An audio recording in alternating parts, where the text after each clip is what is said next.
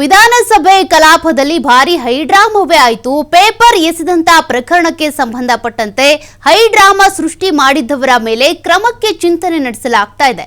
ಕಾಗದ ಎಸೆದವರು ಹಾಗೆ ಪೀಠ ಹತ್ತಿದವರ ಮಾಹಿತಿಯನ್ನ ಸಂಗ್ರಹ ಮಾಡ್ತಿದ್ದಾರೆ.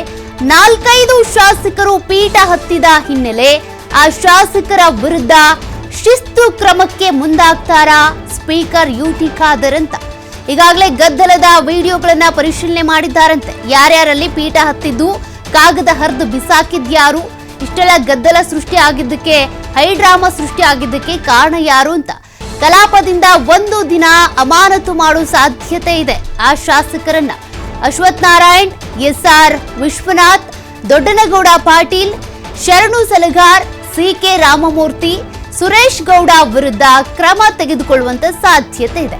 ಇವರೆಲ್ಲರೂ ಕೂಡ ಪೀಠದ ಮೇಲೆ ಹತ್ತಿದ್ರು. ಜೊತೆಗೆ ಪೇಪರ್ ಹರಿದು ಸ್ಪೀಕರ್ ಯುಟಿ ಖಾದರ್ ಅವರ ಎದುರುಗಡೆನೆ ಅವ್ರ ಮುಖದ ಹತ್ರನೇ ಬಿಸಾಕ್ತಾ ಇದ್ರು. ಹಾಗಾಗಿ ಇಷ್ಟೆಲ್ಲ ಗದ್ದಲ ಹೈಡ್ರಾಮಾ ಸೃಷ್ಟಿಸಿದವರ ವಿರುದ್ಧ ಕ್ರಮಕ್ಕೆ ಸೂಚನೆ ಕೊಡುವಂತ ಸಾಧ್ಯತೆ ಇದೆ. ಅಂದ್ರೆ ಒಂದು ದಿನದ ಕಲಾಪದಿಂದ ಅವರನ್ನ ಹೊರಗೆ ಇಡೋದು ಅಥವಾ ಅಮಾನತು ಮಾಡುವಂತ ಸಾಧ್ಯತೆ ಇದೆ. ಈಗಾಗಲೇ ಈ ಗದ್ದಲದ ವಿಡಿಯೋಗಳನ್ನ ಸ್ಪೀಕರ್ ಯುಟಿ ಖಾದರ್ ಅವರು ವೀಕ್ಷಣೆ ಮಾಡಿದ್ದಾರೆ.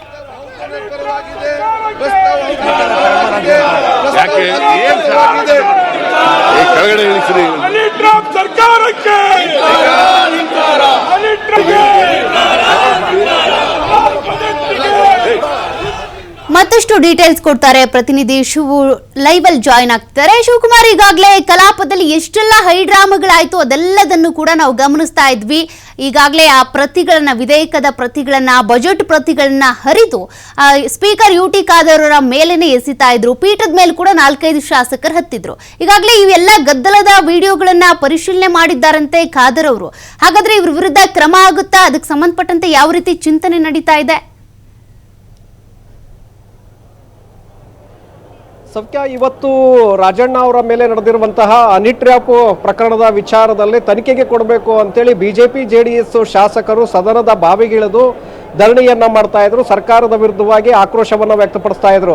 ಇಷ್ಟೆಲ್ಲ ಪ್ರಕರಣಗಳಾದರೂ ಕೂಡ ನೀವು ತನಿಖೆಗೆ ಯಾಕೆ ಕೊಡ್ತಾ ಇಲ್ಲ, ಹಿಂದೇಟ್ ಆಗ್ತಾ ಇರೋದು ಹೇಗೆ ಅನ್ನುವಂಥ ಒಂದು ಪ್ರಶ್ನೆಯನ್ನ ಹಾಕಿ ಸದನದಲ್ಲಿ ಸರ್ಕಾರದ ವಿರುದ್ಧ ಘೋಷಣೆಗಳನ್ನ ಕೂಗ್ತಾ ಇದ್ರು. ಅದೇ ಸಂದರ್ಭದಲ್ಲಿ ಮುಖ್ಯಮಂತ್ರಿಗಳು ಬಜೆಟ್ ಮೇಲೆ ನಡೆದಂತಹ ಚರ್ಚೆಗಳಿಗೆ ಉತ್ತರವನ್ನ ಕೊಡ್ತಾ ಇದ್ರು. ಉತ್ತರ ಮುಗಿದ ನಂತರ ಉತ್ತರ ಸಮರ್ಪಕವಾಗಿಲ್ಲ ಅನ್ನುವಂಥ ವಿಚಾರ ಒಂದು ಕಡೆ ಆದರೆ, ಹನಿ ಟ್ರ್ಯಾಪ್ ಪ್ರಕರಣವನ್ನು ತನಿಖೆಗೆ ಕೊಡ್ತಾ ಇಲ್ಲ ಅನ್ನುವಂಥ ವಿಚಾರ ಇನ್ನೊಂದು ಕಡೆ. ಅದರ ಜೊತೆಗೆ ಮುಸ್ಲಿಮರಿಗೆ 4% ಮೀಸಲಾತಿಯನ್ನು ಗುತ್ತಿಗೆಯಲ್ಲಿ ಕೊಡ್ತಾ ಇದ್ದೀರಿ ಅನ್ನುವಂಥ ಆರೋಪದ ಮೇಲೆ ಪ್ರತಿಪಕ್ಷ ಶಾಸಕರು ಸ್ಪೀಕರ್ ಅವರ ಪೀಠದ ಮೇಲೆ ಪೇಪರ್ಗಳನ್ನು, ಬಜೆಟ್ ಪ್ರತಿಗಳನ್ನು ಹರಿದು ಅವರ ಮೇಲೆ ಎಸಿತಾರೆ, ಪೀಠದ ಮೇಲೆ ಹಾಕ್ತಾರೆ. ಸೊ ಇದು ಒಂದು ಕಡೆ ಘೋಷಣೆಗಳನ್ನು ಕೂಗ್ತಾರೆ. ಪೀಠದ ಮೇಲೆ ಹತ್ತಿ ಒಂದು ರೀತಿ ಅಗೌರವವನ್ನು ತೋರಿದ್ದಾರೆ ಅನ್ನುವಂತಹ ಆರೋಪಗಳು ಈಗ ಎದುರಾಗಿದೆ. ಸೊ ಆ ಕಾರಣಕ್ಕೆ ಅವರ ಮೇಲೆ ಕ್ರಮವನ್ನು ತೆಗೆದುಕೊಳ್ಬೇಕು ಅನ್ನುವಂಥ ನಿಟ್ಟಿನಲ್ಲಿ ಈಗಾಗಲೇ ಸ್ಪೀಕರ್ ಯುಟಿ ಖಾದರ್ ಅವರು ಚಿಂತನೆಯನ್ನು ಮಾಡ್ತಾ ಇದ್ದಾರೆ.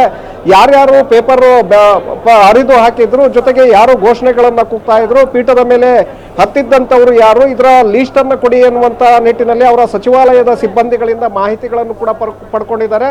ಸುಮಾರು 4-5 ಜನ ಆ ಲೀಸ್ಟ್ನಲ್ಲಿ ಇರುವಂತಹದ್ದು.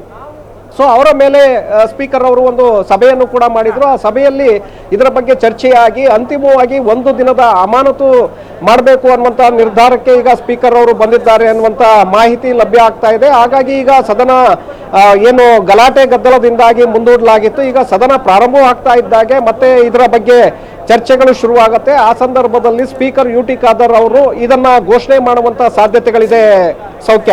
ಯಾಕೆಂದ್ರೆ ಯಾರೆಲ್ಲ ಪೀಠಕ್ಕೆ ಅಗೌರವವನ್ನ ತೋರಿದ್ದಾರೆ, ಪ್ರತಿಭಟನೆಯನ್ನ ಮಾಡೋದಾದ್ರೆ ನೀವು ಸದನದ ಬಾವಿಗಿಳಿದು ಘೋಷಣೆಯನ್ನ ಕೂಗಿ ನೀವು ಸರ್ಕಾರದ ವಿರುದ್ಧ ಮಾತನಾಡಿ ಬೇಕಾದ್ರೆ ಅದು ಯಾವುದೇ ಸಮಸ್ಯೆ ಆಗೋದಿಲ್ಲ. ಆದ್ರೆ ಪೀಠದ ಮೇಲೆ ನೀವು ಯಾರು ಕೂಡ ಅದರ ಮೇಲೆ ಹತ್ತಬಾರದು, ಇದು ಆ ನಿಯಮಗಳಿಗೆ ವಿರುದ್ಧವಾಗಿ ನಡೆದುಕೊಳ್ಳುವಂತೆ. ಹಾಗಾಗಿ ನಾವು ಈ ತೀರ್ಮಾನವನ್ನ ಮಾಡಬೇಕಾಗತ್ತೆ ಅನ್ನುವಂಥ ನಿಟ್ಟಿನಲ್ಲಿ ಸ್ಪೀಕರ್ ಈಗ ಸಭೆಯಲ್ಲಿ ತೀರ್ಮಾನವನ್ನ ತೆಗೆದುಕೊಂಡಿದ್ದಾರೆ ಅಂತ ಮಾಹಿತಿ ಇದೆ. ಈಗ ಸದನ ಪ್ರಾರಂಭವಾಗ್ತಿದ್ದಾಗೆ ಆ ಬಿಜೆಪಿ 4-5 ಜನ ಶಾಸಕರನ್ನ ಒಂದು ದಿನದ ಮಟ್ಟಿಗೆ ಅಮಾನತು ಮಾಡುವಂತ ಒಂದು ಸಾಧ್ಯತೆಗಳು ಕೂಡ ಇದೆ ಸೌಖ್ಯ. Okay, thank you Shivakumar ಡೀಟೇಲ್ಸ್ಗೆ.